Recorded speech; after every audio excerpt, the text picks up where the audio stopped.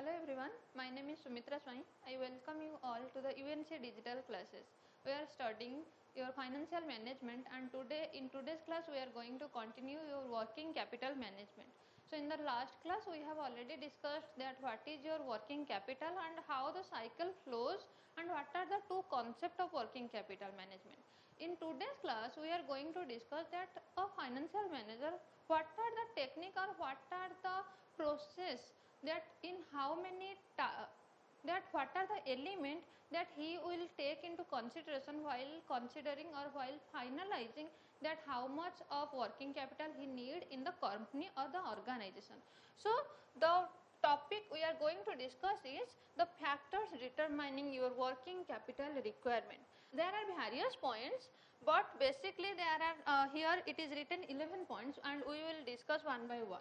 So the first one is your nature of business, second is your size of business, third it is your production policy, fourth it is your length of the production cycle, seasonal variance is the next one, and sixth one is the rate of stock turnover, seventh it is credit policy, next is your business cycle, ninth one is your growth rate of the organization, 10th dividend policy, and the last one is the other factors of various environmental factors. So if we will look into the first one, that is the nature of the business, what the point is saying that every business is different in its aspect. If we will talk about a stock market or if it is a IT sector, if it is a manufacturing sector, everyone's nature is completely different, and for operating a business cycle or it's operating all the things, it need electricity, it have to pay the house rent, the raw material to be purchased.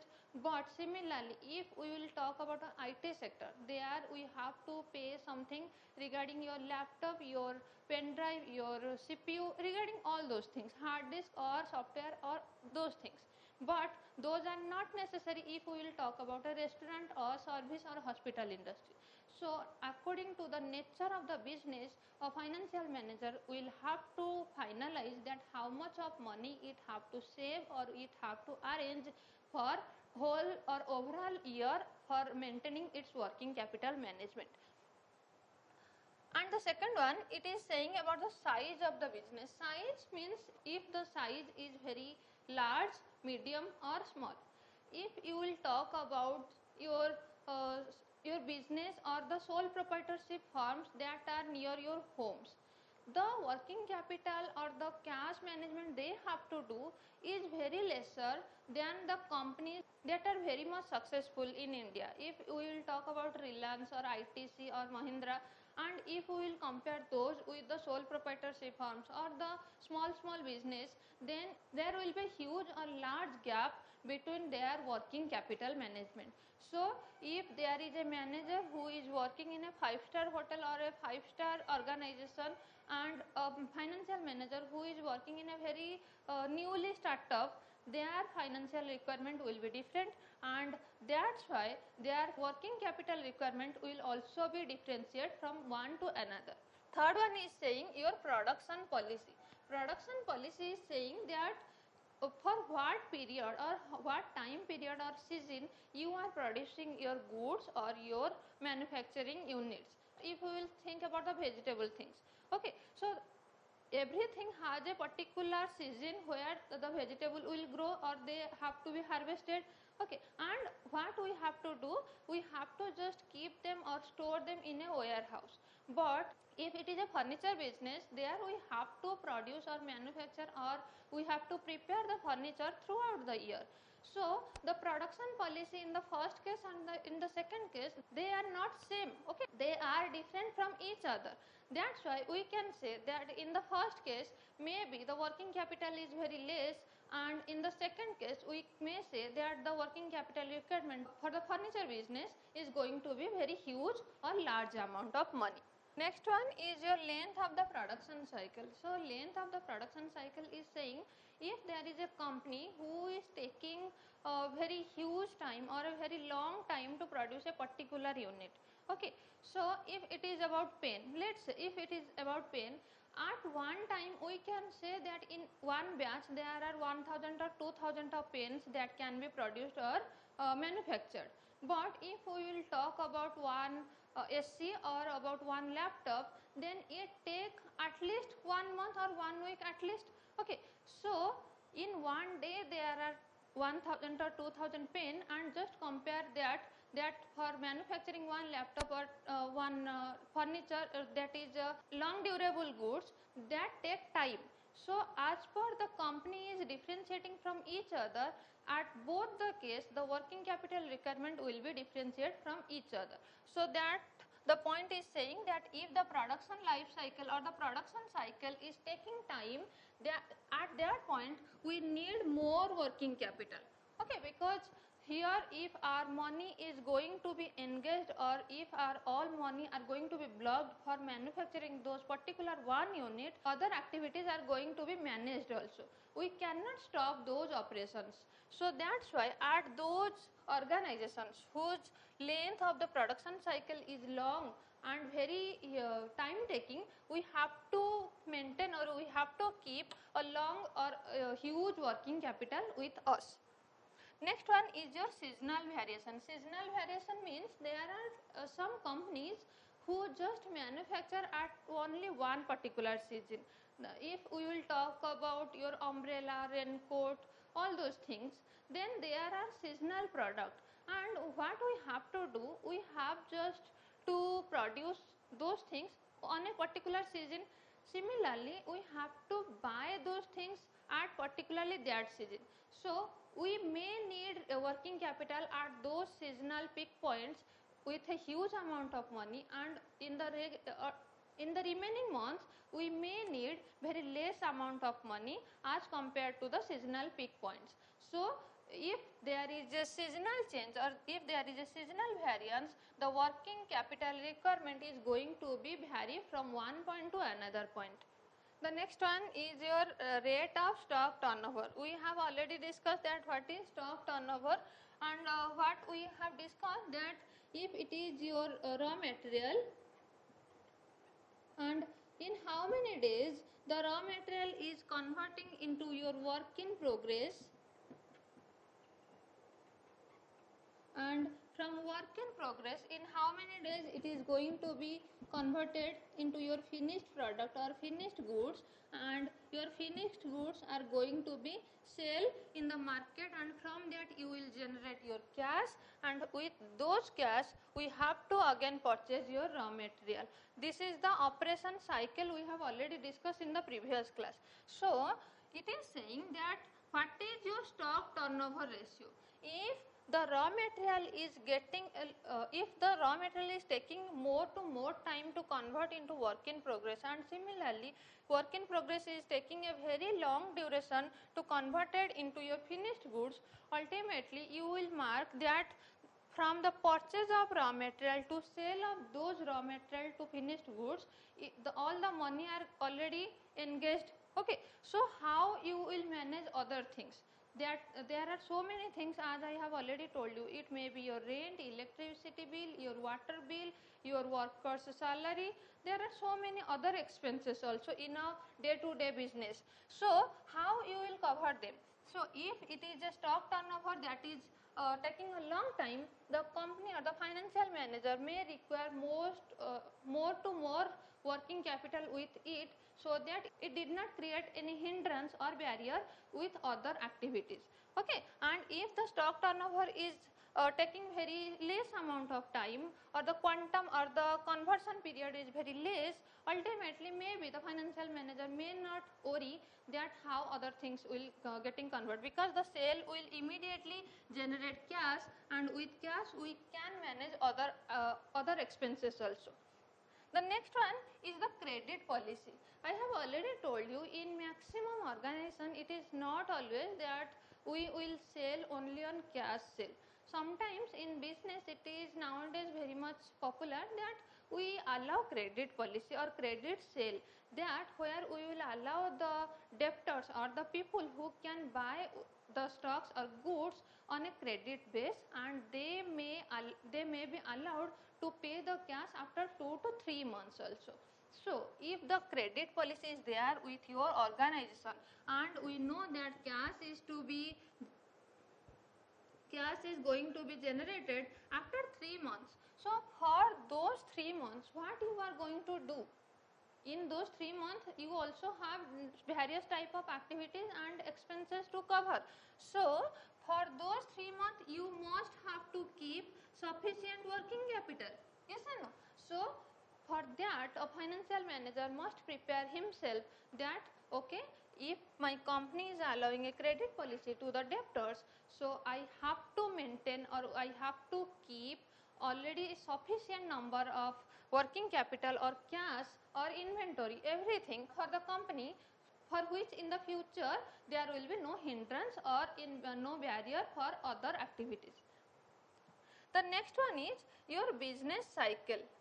Business cycle is saying if one business have different other sectors or different other activities, how it is dealing with the working capital management. If a company has a different other sectors, then it may not have to worry about the working capital, because by taking from their cash it can manage its activity, and if there is a loss in that situation, they can take from here. So, with this they can manage the working capital at that case. Next one is your growth rate. Growth rate, as we know that if a company is growing with a normal speed or a high speed, rapid speed, then the company may need maximum to maximum working capital than a company whose speed or growth has a very stagnant. Okay, if the growth is not very significant in one company, then we can say that okay, the financial manager may not need more working capital than the company who is expecting that in the next future or the near future they have more project or they have more expansion facility, or there are maximum to maximum opportunity. That's why they have to catch or they have to cater all those opportunity. Okay, so the company whose growth rate is high, they may need maximum to maximum working capital with them.